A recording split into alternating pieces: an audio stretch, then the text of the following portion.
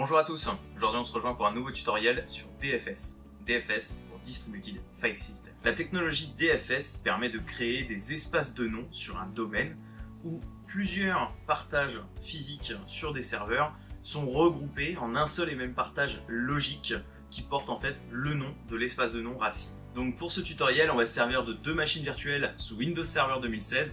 Donc c'est les deux machines dont on s'est servi pour mettre en place une réplication d'Active Directory. Et donc on va les réutiliser aujourd'hui. L'idée, ça va être de créer un répertoire partagé sur chacun des deux serveurs et de créer un espace de nom qui regroupera en fait ces deux partages physiques. Mais plutôt que d'intégrer chaque partage sous un même espace de nom, ici on va activer de la réplication également sur les deux partages de chaque serveur. C'est-à-dire que les fichiers partagés d'un serveur seront répliqués sur le second serveur. De cette façon, on a en quelque sorte une redondance de l'information. Donc ici, on se retrouve sur nos machines AD 2016.1 et AD 2016.2. Dans un premier temps, on va créer un partage en ces deux points. Hop, ici, je vais créer donc un nouveau dossier que je vais nommer partage. Je vais faire exactement la même chose sur le second serveur. Donc en ces deux points, clic droit, nouveau dossier, partage. Sur AD 2016.1, dans mon répertoire partage, je vais créer un fichier texte que je vais appeler données. Et à l'intérieur, je vais marquer coucou YouTube. Ces données seront principales. Ce sera en fait le répertoire partagé principal, donc celui qui sera répliqué sur AD 2016.2. Ce petit fichier texte va en fait mettre en lumière le fait que les répertoires vont être partagés sur notre espace de nom entre AD 2016.1 et AD 2016.2. Donc ici, ce fichier texte données.txt sera répliqué sur AD 2016.2. Pour installer le rôle DFS, eh bien, j'ai simplement à ouvrir le gestionnaire de serveur, ajouter des rôles et fonctionnalités. Ici, je vais aller en service de fichiers et ISTSI et je vais ajouter le rôle espace de nom DFS et le rôle réplication DFS.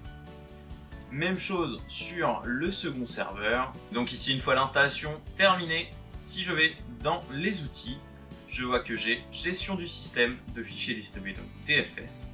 J'ouvre donc la console de gestion DFS et ici, je vais pouvoir créer un espace de nom. Donc ici, clic droit, nouvel espace de nom. Serveur, donc ici, je vais ajouter AD 2016.2. Donc AD 2016.2. Je vérifie les noms. Suivant, ici, je spécifie le nom de mon espace de nom. Ici, ce sera racine. Suivant. Ici, mon espace de nom s'appellera donc processus.local, donc le nom de mon domaine, /racine, donc le nom de la racine de l'espace de nom.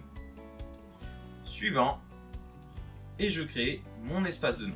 Une fois mon espace de nom créé, si je vais à l'intérieur voir ces options, ici, dans serveur d'espace de nom, je vois que j'ai bien mon AD 2016.2 /racine. Et ici, je peux ajouter un serveur d'espace de nom. Je vais donc ajouter AD 2016.1. Parcourir, je vérifie les noms de AD 2016-1.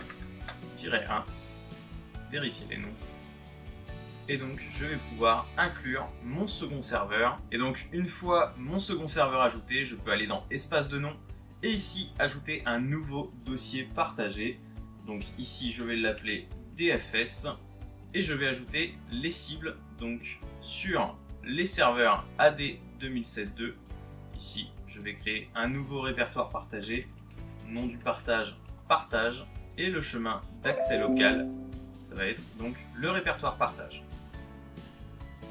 Je fais la même chose avec AD 2016.1. Ici, parcourir sur donc AD 2016.1. Je vérifie les noms. Et ici, je vais donc faire la même chose. Je crée un répertoire partagé, partage, et je le map sur AD 2016.1 sur son répertoire partage. Hop. De cette façon, j'ai donc deux cibles pour mon répertoire partagé DFS. Je clique sur OK.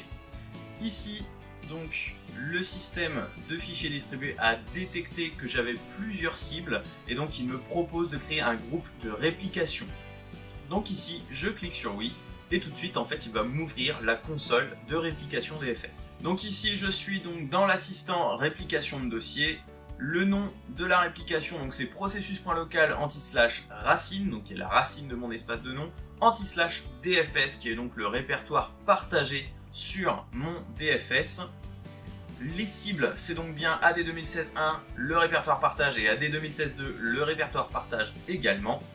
Le membre principal, donc c'est celui qui contient les données à répliquer sur le second serveur. Tout à l'heure, on a créé le fichier données.txt sur AD 2016-1. Donc ici, mon membre principal, c'est AD 2016-1. C'est lui qui va être répliqué sur AD 2016-2.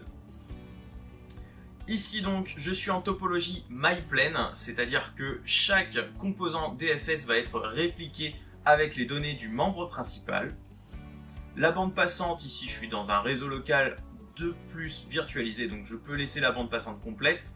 Si vous êtes sur des infras qui ont des bandes passantes limitées, vous pouvez très bien limiter la bande passante. Ici, je reste en complète. Et ici donc, créer. Voilà, donc ma réplication de dossier a été créée avec succès. Ici donc, la réplication ne commencera pas tant que la configuration n'est pas recueillie par les deux membres de mon groupe de réplication. Ça peut prendre du temps, évidemment. Et donc maintenant, si je vais dans l'onglet réplication, ici, je sélectionne donc mon fichier DFS et donc ici je vois que les répertoires répliqués sont ces deux points partage sur AD 2016-2 et AD 2016-1. Ici je peux voir les dossiers répliqués, donc il s'agit du répertoire DFS que j'ai créé précédemment. Ici donc je suis sur AD 2016-2 comme on le voit tout en haut ici, et donc si je retourne sur ces deux points partage, et bien je vois que mes données.txt de AD 2016-1 ont été répliquées sur AD 2016-2. Si je l'ouvre, on voit coucou YouTube, donc c'est ce que j'avais saisi sur AD 2016-1. Donc la réplication fonctionne entre les deux membres de mon groupe de réplication DFS. À présent, si j'essaye d'accéder donc à mon espace de nom, donc processus.local /racine, ici donc j'ai bien un répertoire partagé qui porte le nom DFS, et à l'intérieur je retrouve donc données. Ici, je peux donc voir que la réplication fonctionne.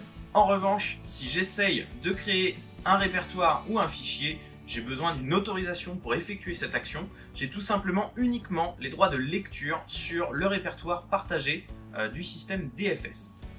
Pour cela, je dois donc aller sur mon espace de nom, dans mon répertoire partagé DFS, et dans les cibles de dossier. Pour chaque cible, je vais aller dans ses propriétés et je vais modifier les autorisations du partage. Ici, tout le monde a le droit de lecture. Pour ce tuto, je vais attribuer le contrôle total à tout le monde. Donc, sur chacun des deux dossiers cibles, ici, contrôle total. Et à présent, si je retourne sur mon espace de nom, je peux créer un répertoire de test. Ici, clic droit, nouveau fichier, test. Donc ici, je suis bien sûr processus.local /racine /dfs et j'ai donc créé le répertoire test avec à l'intérieur un fichier texte nommé test. Si je vais cette fois-ci localement en ces deux points partage, ici je retrouve mon répertoire test avec mon fichier test.txt. Ici, j'étais sur AD 2016-2. Si je vais sur AD 2016-1, j'ouvre donc mon répertoire local ces deux points partage. Et ici, je retrouve bien test avec mon test.txt. La réplication fonctionne et donc j'ai regroupé deux répertoires partagés physiques en un seul et même répertoire logique partagé sur DFS. C'est donc tout pour aujourd'hui, j'espère que vous avez aimé cette vidéo. Si c'est le cas, n'hésitez pas à mettre un petit pouce bleu, à vous abonner à la chaîne si ce n'est pas déjà fait. Moi je vous dis à très vite pour de nouvelles vidéos et d'ici là, portez-vous bien.